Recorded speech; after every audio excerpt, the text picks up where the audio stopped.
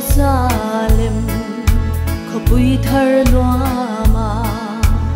lên te giống xóa lùng ngày na bia thu reng reng hi ăn xoay ngai to lo cần lên na ram môi lên te giống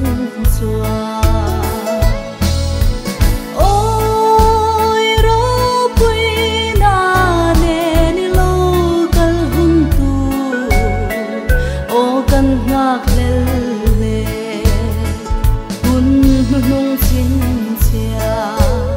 na te zong po a lo theng zel ta sia en ti ka nghe tan sa te cha tuan zalen na ni tu kan lom na ni ro pui a lo thenang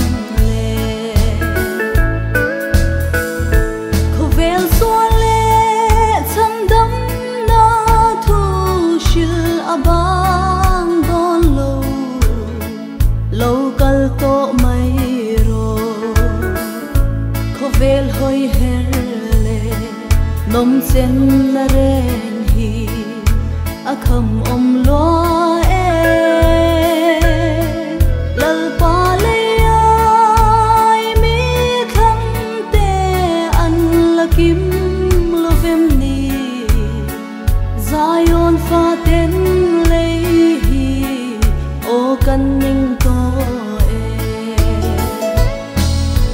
ôi ro quy na ne ni lo kal hun tu o kan ngak le le hun nung sin sia na te song po a lo theng zel ta si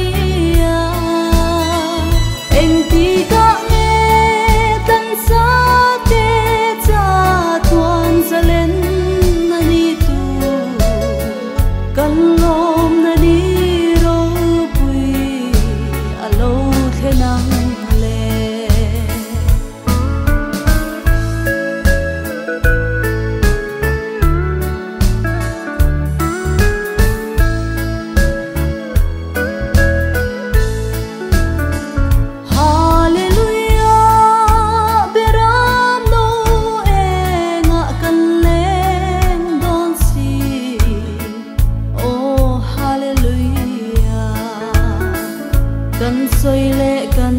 shil hingai khalova leng te zong chua ang cha tuan ram se tan ra lian ge na mei pui ang chang to don si a poi don mang